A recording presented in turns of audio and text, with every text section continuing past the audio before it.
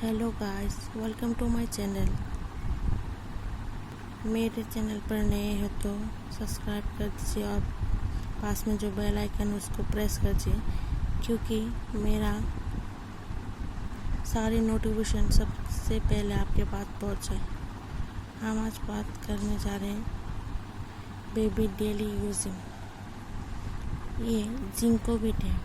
Baby को 1 month से 6 month तक लेना पड़ता है, जो आता है 15 ml का।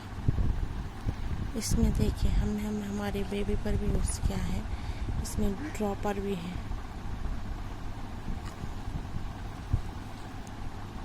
देखिए कितना पुराना हमने हमारी बेबी को ये यूज़ किया था।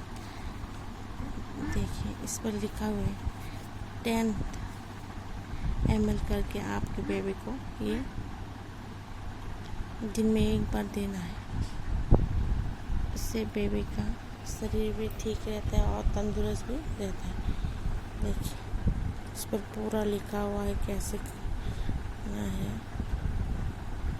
जिंकोविड ड्रॉप्स आपको ये 15 रुपीज़ में मिल जाएगा। देखिए कितना पुराना हो गया।